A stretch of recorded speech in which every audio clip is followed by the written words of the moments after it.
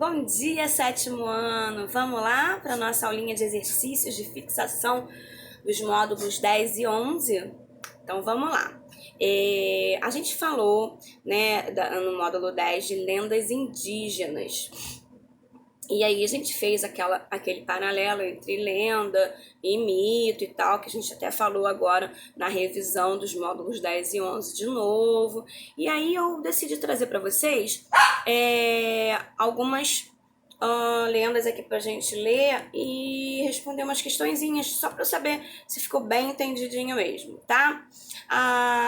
Embaixo aqui do meu vídeo vai ter um arquivo do Word onde tá o texto, as perguntas, tudo direitinho. Aqui a gente tá fazendo uma interação mais pessoal, tá bom? Eu tô falando com vocês para poder explicar o que eu quero e ficar bem entendido, beleza? Vamos lá. Então, a primeira aqui é a lenda do milho. Diz assim: Tabajara era muito velho. Era um índio muito bondoso e querido pelo seu povo. A tribo estava passando por muita dificuldade. Não havia caça e a pesca estava difícil. O velho índio, sentindo que ia morrer, reuniu os homens de sua tribo e disse: Enterrem o meu corpo numa cova bem rasa. Cubram-me com palha seca e pouca terra. Esperem vir o sol e a chuva. Ali nascerá alimento para toda a tribo. Após a morte de Tabajara, seu povo fez o que ele havia mandado. Sobre a cova do velho guerreiro apareceu uma planta. Suas folhas compridas lembravam a lança de Tabajara. Sua flor vistosa parecia o cocar do chefe índio, e a tribo descobriu que sua espiga era um delicioso alimento. Foi assim que surgiu o milho. Bom, gente, primeira coisa, eu amo milho. Amo, é o alimento que eu mais gosto. Eu não sei se vocês já comeram, eu pego, tiro toda a espiga, né, do milho, deixo ela lá, põe manteiga e um pouquinho de sal. Gente, o que é isso? É a coisa mais deliciosa do mundo. Quem nunca experimentou, faz só para ver se vocês não vão gostar. O milho é um alimento bem nutritivo, né? É claro que botar manteiga e o sal já não deixa tão saudável assim, mas a gente come de vez em quando, claro, né? E aí a tia perguntou aqui o seguinte: o que faz desse texto uma lenda? Então, assim, o que eu tô querendo saber aqui? Eu quero saber se você sabe qual é a característica de lenda e que aparece aqui. Só isso, tá bom? Depois, eu vou vir com outra lenda. Essa aqui é a lenda dos diamantes. É assim que eu encontrei. Então, diz assim: muito antes do ano de 1500, o Brasil chamava-se Pindorama e vivia à sombra de 1000 palmeiras. Foi nessa época que o índio Oiti, valente entre os mais valentes, se despediu de Potira, sua esposa, e desceu o rio para dar combate a uma tribo inimiga. 12 luas se passaram sem que o moço guerreiro voltasse. A linda Potira permaneceu sempre à beira do rio, com o olhar perdido no horizonte infinito, à espera do esposo. E quando lhe veio a certeza de que não veria mais, Potira chorou de saudade. Suas lágrimas misturaram-se com a areia da praia e Tupã transformou-as em diamantes. E aí está a origem dessa pedra preciosa que proveio das lágrimas de amor. Bom, gente, eu espero que vocês se lembrem que a gente leu essa mesma lenda na nossa apostila, né? Bem maior, bem mais explicadinha, com alguns detalhes, né, diferenciados. E aí, por que eu trouxe, né, uma lenda que você já leu ali na apostila? Porque eu queria o seguinte: número 2 aqui que eu tô perguntando, ó. Levando em consideração as características de uma lenda que você já botou lá em cima, né? Porque faz daquilo uma lenda. Tendo em vista que na apostila aparece a lenda da Potira, explique o porquê da pequena diferença entre o texto da apostila e este se contam a mesma história, tá? Então a questão é a seguinte: a lenda, ela tem uma característica, né? Várias, mas tem uma característica que faz com que, às vezes, as histórias não fiquem batendo, né? Sejam diferenciadas, né? Você lê sobre a mesma coisa, mesmo título, e aí uma tem um detalhe diferente do outro. Por que isso acontece? Diz pra mim qual é a característica da lenda que faz com que isso aconteça. Tenho certeza que você vai lembrar. Depois eu trouxe uma outra lenda aqui. Diz assim: o Uirapuru. Vamos lá ler essa lenda? Certa vez, um jovem guerreiro apaixonou-se pela esposa do grande cacique, mas não podia aproximar-se dela. Então, pediu a Tupã que o transformasse num pássaro. Tupã fez dele um pássaro cor vermelha telha. Toda noite ia cantar para sua amada. Mas foi o cacique que notou o seu canto.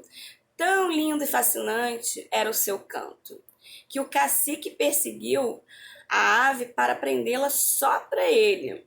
O Irapuru voou para bem distante da floresta.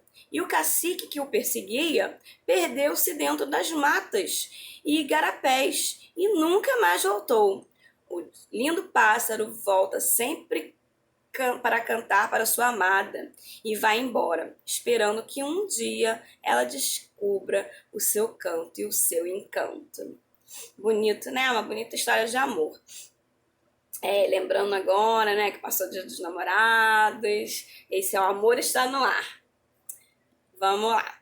E aí eu pergunto novamente, né? Qual é o fato aqui dessa história? Qual é o fato que transforma ela, que torna ela uma lenda? Diz pra mim o que tem isso aqui que eu digo que é uma lenda.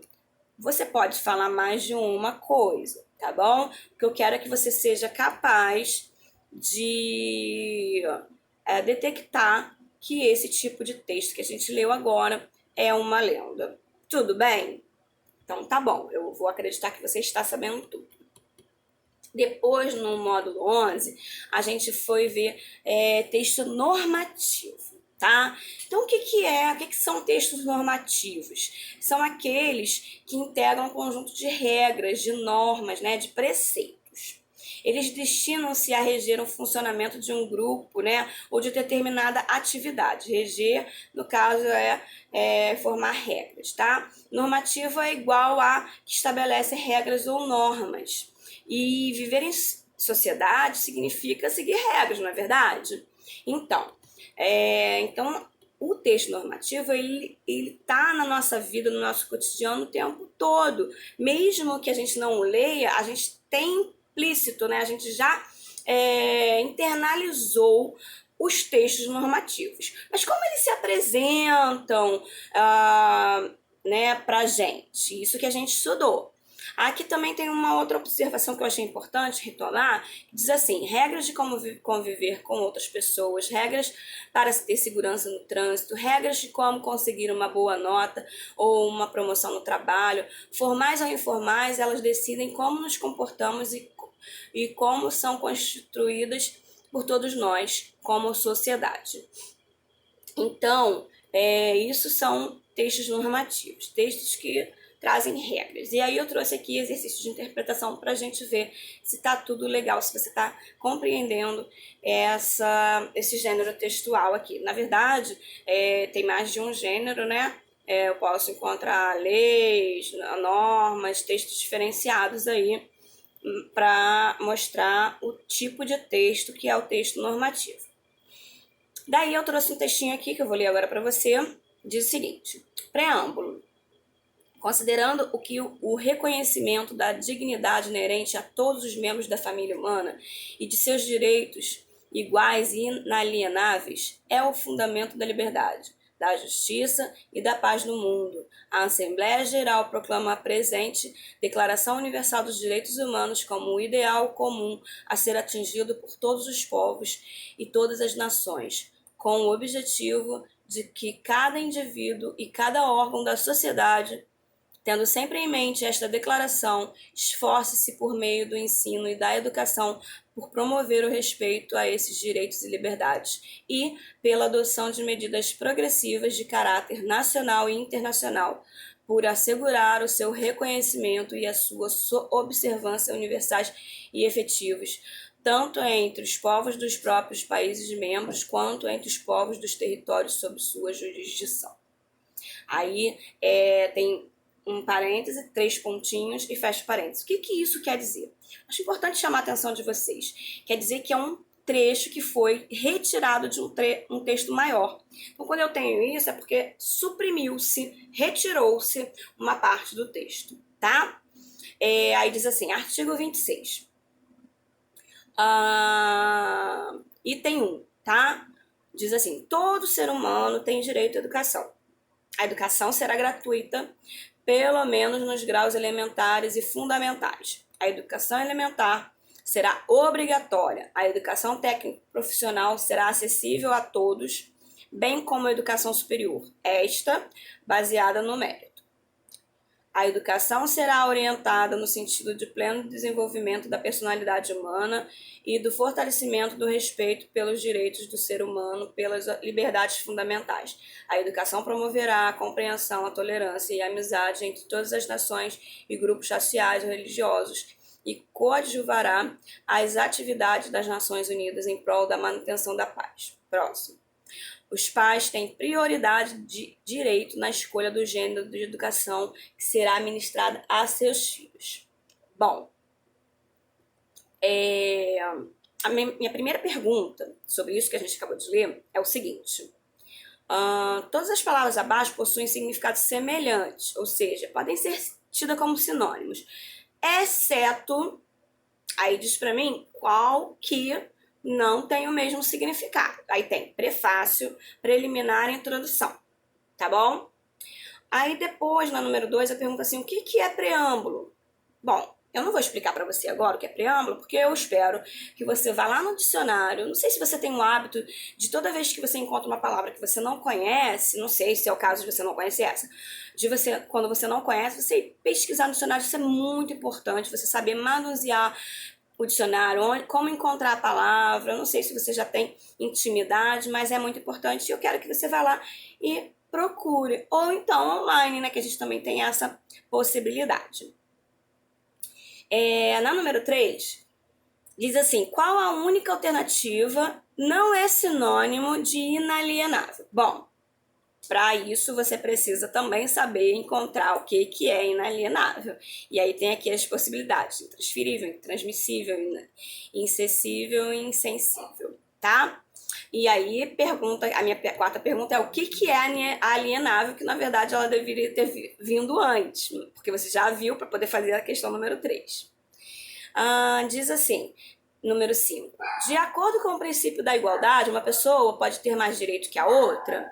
De acordo lá com aqueles direitos que a gente leu. É verdade? Sim ou não? E justifique o porquê da sua resposta.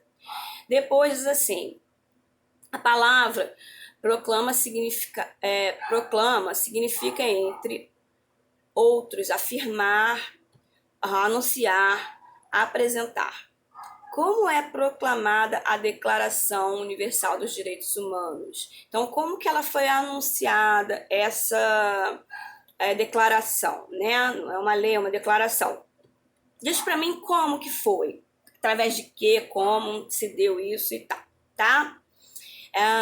Aí depois vem uma pergunta assim, quem deve promover os direitos humanos? Isso daí tá nas mãos de quem? Eu? Você? Não, né? Então, quem é que promove os direitos humanos? Depois diz assim, de acordo com o artigo 1, artigo 26, item 1, quais são os direitos relacionados à educação que devem ser garantidos por todos os governos? Então, diz para mim quais são, lá só no item 1, tá bom? Depois diz assim, no mesmo artigo, no mesmo item, diz como será a educação técnica e a superior? Aí, como que tá lá? Só você ir lá e copiar, né, praticamente. Depois diz assim, qual deve ser o objetivo da educação de acordo com o artigo 26, só que o item 2. E depois, na 11, diz assim, os pais podem deixar de matricular seus filhos na escola? Sim, não, por quê? Ah, aí agora a gente vai aqui, ó. A gente chega ao fim e eu espero que você tenha aprendido, tenha internalizado as características desses dois gêneros, né? No caso, o gênero a lenda e esse tipo de texto, que é o texto normativo, que você tenha internalizado aí dentro de você, que você esteja compreendendo bem. Uma beijoca.